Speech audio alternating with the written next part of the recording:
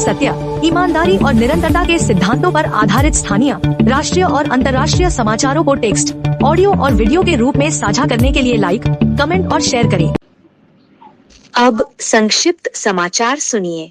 सोमनाथ स्वाभिमान पर्व के पीछे क्या बीजेपी का कोई राजनीतिक संदेश भी है? ईरान में सरकार की कार्रवाई के बीच और तेज हुई हिंसक झड़पें, दुनिया के कई देशों में दिखा असर। महज 25 कहानी लिखकर साहित्य की दुनिया में चमकने वाले कहानीकार। शरीर कर सकता है अपने आप को डिटॉक्स, लेकिन आपको करनी होगी ये मदद।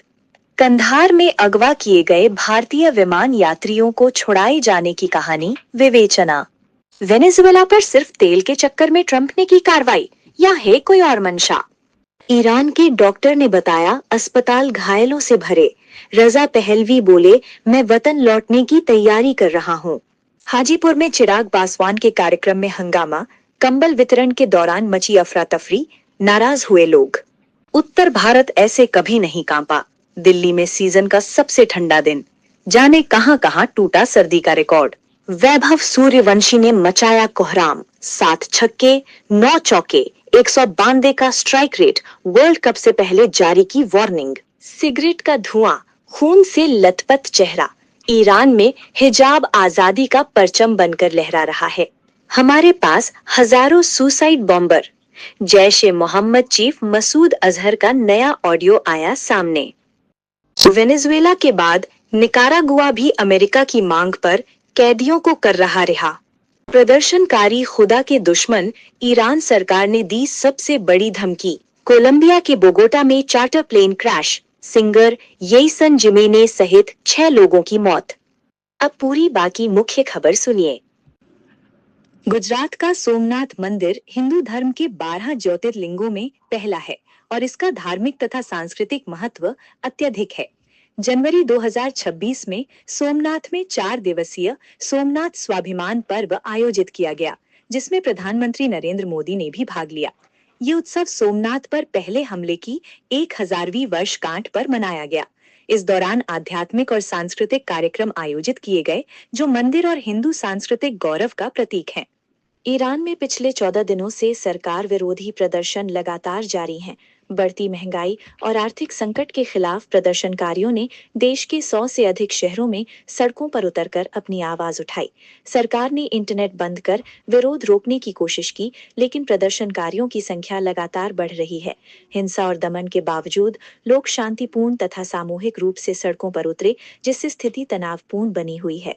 ज्ञान रंजन, हिंदी के प्रमुख कथाकार और संपादक, 90 वर्ष की आयु में जबलपुर में निधन हो गए।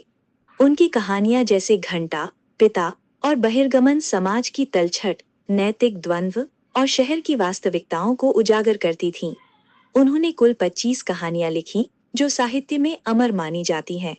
इसके अलावा वे लगभग 47 वर्षों तक पहल पत्रिका के संपादक रहे, जो हिंदी साहित्य और विचार की प्रतिष्ठित पत्रिका रही।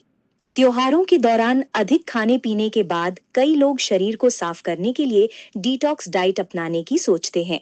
जूस फास्ट या प्रोटीन कम करने वाली डिटॉक्स डाइट का दावा होता है कि ये शरीर से टॉक्सिन्स निकालती है और वजन नियंत्रित करती है, लेकिन इन डाइट्स के स्वास्थ्य लाभों के पर्याप्त वैज्ञानिक सबूत मौजूद नहीं है।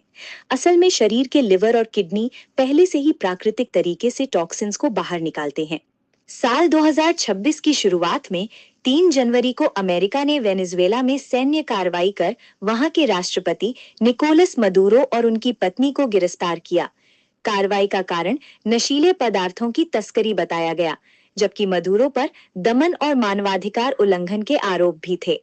अमेरिकी कार्रवाई के बाद उपराष्ट्रपति डेल्सी रॉड्रिगेज को अंतरिम राष्ट्रपति बनाया गया और अमेरिका ने उनका समर्थन किया। साथ ही देश की नीतियों पर नियंत्रण की बात भी कही। ईरान में बढ़ती महंगाई और राजनीतिक असंतोष के कारण देश भर में विरोध प्रदर्शन हो रहे हैं। प्रदर्शनकारियों और सुरक्षा बलों के बीच झड़पों में अब तक कई लोग मारे गए हैं, जबकि दर्जनों घायल हैं।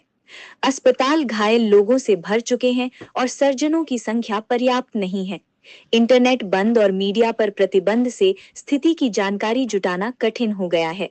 अमेरिकी और अंतर्राष्ट्रीय नेताओं ने शांतिपूर्ण प्रदर्शन का समर्थन किया। बिहार के हाजीपुर में केंद्रीय मंत्री चिराग पासवान लंबे समय बाद अपने संसदीय क्षेत्र पहुंचे।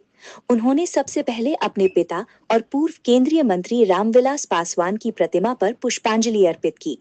इसके बाद कंबल वितरण कार्यक्रम में शामिल हुए, जिसमें भारी भीड़ जमा हो गई। अफरा तफरी के कारण कुछ लोगों को कंबल नहीं मिल सके और नाराजगी देखने को मिली। कुछ समर्थकों के साथ चिराग ने जन्मदिन भी मनाया। उत्तर भारत में इस बार ठंड ने नए रिकॉर्ड बनाए हैं।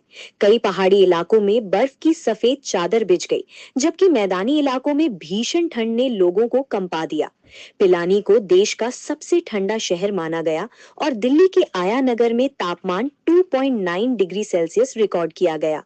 मौसम विभाग के अनुसार अगले 2 दिनों तक लोगों को राहत नहीं मिलने की संभावना है। भारत को जिम्बाब्वे में होने वाले अंडर 19 विश्व कप में अच्छा प्रदर्शन करना है और इसमें 15 साल से भी कम उम्र के बल्लेबाज वैभव सूर्यवंशी पर सबकी निगाहें हैं। शनिवार को स्कॉटलैंड के खिलाफ वार्म अप मैच में वैभव ने 27 गेंदों में अर्धशतक पूरा किया और 96 रन बनाए। उन्होंने कप्तान आयुष मात्रे के साथ पहले विकेट के लिए 70 रन और एरन जॉर्ज के साथ दूसरे विकेट के लिए 78 रन जोड़े।